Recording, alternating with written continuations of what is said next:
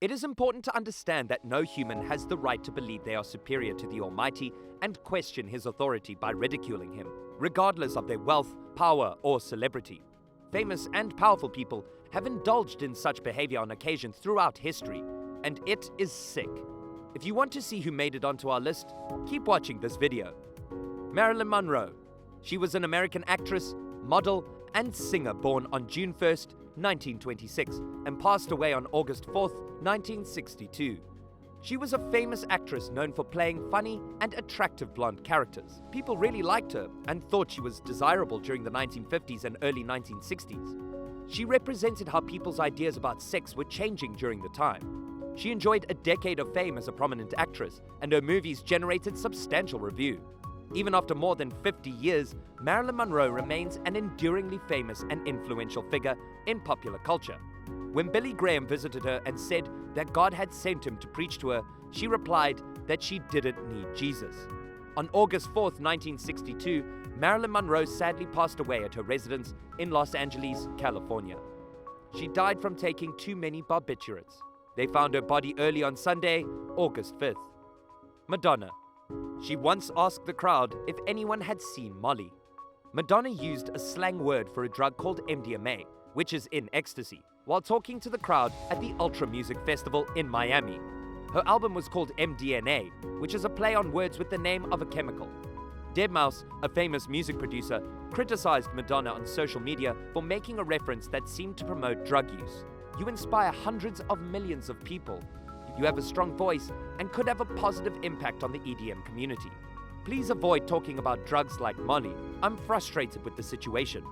Madonna said she doesn't support drug use and never has. I was talking about a song called Have You Seen Molly that my friend Cedric Gervais wrote. There was a problem this year when Miley Cyrus mentioned Molly in her popular song. Her producers said she was actually saying Miley, but later Cyrus admitted that everyone was right the first time. Christine Hewitt, a journalist and entertainer from Jamaica, stated that she believes the Bible is the worst book ever written. In June 2006, Christine Hewitt was in a car accident and badly burned. Her husband and brother were arrested and put on trial for her murder, but later released. Christine was a well-known radio and TV personality in Jamaica. David Gordon, who is Hewitt's husband, and his brother Wordsworth were released in 2013 by the St. Catherine's Circuit Court. The prosecution concurred that they lacked sufficient proof to hold them accountable for murder. Hewitt was murdered and her burned body was discovered in a Toyota Townace car on Freedom Main Road near Mount Industry District in St. Catherine in June 2006. The brothers were accused after 3 years. The prosecutors were using scientific evidence and cell phone location technology to prove their argument.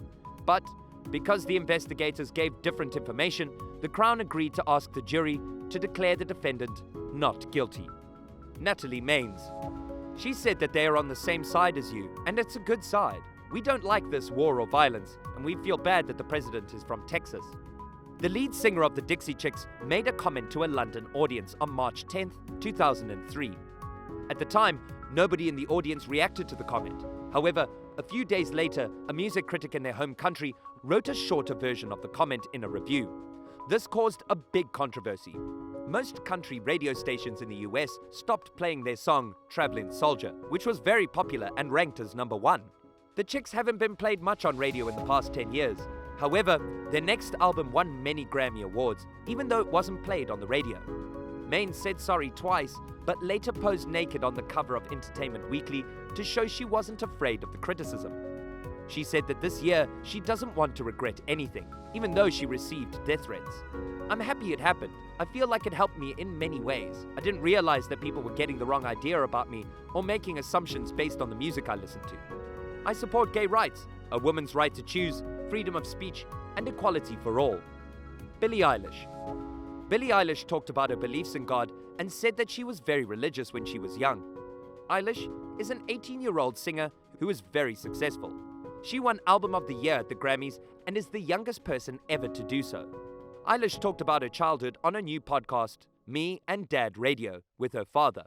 Although her family was not religious, she said that as a little girl, she had been. I'm not sure if everyone is aware. I don't believe I've ever talked about it. She claimed that she was quite religious as a child for no particular reason. My family was not religious. I didn't know anyone who followed a religion. When I was a little girl, I was very religious for some reason. And then, I'm not sure what occurred. It disappeared completely. Eilish said that as she got older, she started feeling almost against religion for no particular reason. She said that she didn't know why it happened. I'm not sure why I'm like this. After that time in my life, I became interested in learning about different beliefs. I am neutral and have no belief. I don't have a strong opinion either way. I'm willing to consider any belief. Despite not adhering to any one religion, the artist still believes that God may exist, since she does not consider herself to be an atheist. Eilish said she likes the idea of God. Why not do it? I'm not sure. She said she doesn't know, and nobody knows for sure. Billie Eilish's dad, Patrick O'Connell, thinks it's great that she developed her own beliefs, even though he and her mom didn't really talk to her about it. As parents, we avoided discussing religion and avoided attending church. It's just my point of view. He wasn't around our home very often. He said that you believed it. You had a clear and organized understanding of the situation. And I thought it was really great. I didn't disagree with it. I didn't say you're not allowed to believe that. Kathy Griffin. Kathy Griffin was raised in a Catholic household, but started to develop a dislike for organized religion during her time at St. Bernardine's Elementary School, where she experienced disciplinary actions from the nuns. Griffin officially distanced herself from Catholicism during her high school years and has been outspoken about her negative views towards the Catholic Church, even referring to it as stupid. At the 2007 Emmy Awards, Griffin made controversial remarks during her acceptance speech, mocking the tradition of celebrities thanking Jesus for their awards. Her comments caused widespread offense among Christians, leading to the editing out of her speech from the televised broadcast. Michelle. She shocked everyone when she said on stage that God hates gay people. Can someone please tweet this out? Can you do it now? The folk rocker gave a strange and confusing speech on stage at Yoshi's in San Francisco in March. Many people in the audience left, and the club eventually ended the performance. Michelle Shocked said sorry 3 days after she made a statement that said, Twitter that Michelle Shocked says, God hates faggots. She explained that she was expecting people to misunderstand her and that she was sorry for being intolerant. A recording of the singer's performance was released and caused more anger because she talked about her friend's beliefs that gay marriage would make the end of the world to come faster. When Shocked appeared on Piers Morgan's CNN show and protested her cancelled concerts while wearing a costume, it didn't improve her situation. Anne Rice. Anne Rice, the renowned author of Interview with a Vampire and other notable novels, was raised in a devout Catholic family. However, she became agnostic during her young adult years. In the mid-2000s, Rice made headlines with her public return to Catholicism and began writing Christian literature, including works like Christ the Lord, Out of Egypt, and Christ the Lord, The Road to Cana. However, some years later, Rice distanced herself once again from organized Christianity, citing her disagreement with the church's stance on social issues. In 2010, she made a Facebook post declaring her departure from Christianity, expressing her inability to align herself with a group she perceived as quarrelsome and contentious. Rice continued to express her commitment to Christ while criticizing the way he is often presented within the confines of Christianity. We hope these people become closer to God and positively impact millions of others. That's all for today's video. We will be right back with more such videos. Don't forget to give this video a thumbs up and subscribe to our channel. Thanks for watching.